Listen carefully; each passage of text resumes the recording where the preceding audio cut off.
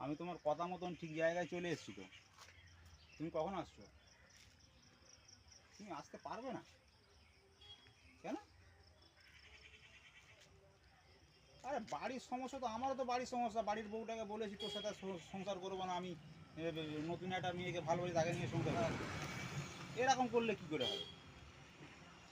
আরে বাড়ি তো আমারও সমস্যা তো। তুমি তো বললে যে তুমি টাকা পয়সা নিয়ে বেরো, আমি যাচ্ছি। এ বাবা, আমি এখন বাড়িতে কী মুখ নিয়ে যাবো বলো তো? হ্যাঁ, কী মুখ নিয়ে যাবো আমি? পরে কি তুমি আজকের আসো, তুমি আজকের আসো, মোটামুটি তোমাকে কিছু নিয়ে আসতে হবে না, ঠিক আছে? তুমি এক কাপড়ে চলে আসো, তারপর আমি দেখছি আমার কাছে টাকা আছে।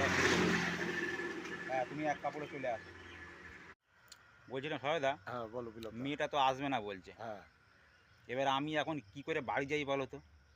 পুরো ফেঁসে গেছি আমি ওর জন্য। বাড়ির বউটাকে তো বলে এসেছি আমি আর আসবো না। হুম। এবার কি করবো বলো আমাকে? এখন একটাই পথ, বুঝতে পেরেছো? হুম। ও তোমার যখন প্রেমিকা আসবে না হুম। তো আসবে না। হুম। এখন তুমি বাড়িতে যাও, হুম। গিয়ে বলবে হুম।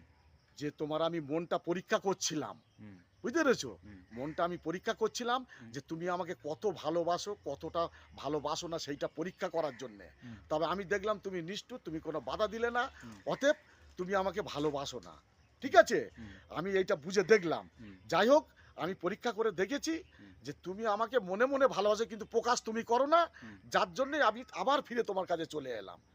এরকম বললে কি রাজি হবে সে? সে রাজি হবে না, আমি কি তো আছে? পুরো একদম কনফার্ম বলেছি যে আমি একটা মেয়েকে নিয়ে চলে যাচ্ছি। আরে তুই সেই 4 লাখ টাকা রাখ। হ্যাঁ, বললে তো। আর সেই জায়গায় ও কি মনে করবে যে ঠিক আছে চলে গেছে যাক দেখি, কিন্তু না, সেটা তো মিথ্যে কথা হয়ে গেছে। জানো এই তো ঘুরে চলে এসছে, ও বিশ্বাস করতে বাধ্য।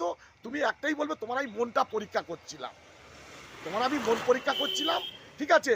যাক কিছু মনে করো না। হ্যাঁ, তোমার আমি মনটা পরীক্ষা করছিলাম। আবার তো আমি ঘরের লোক, ঘরে তো ফিরে এলাম।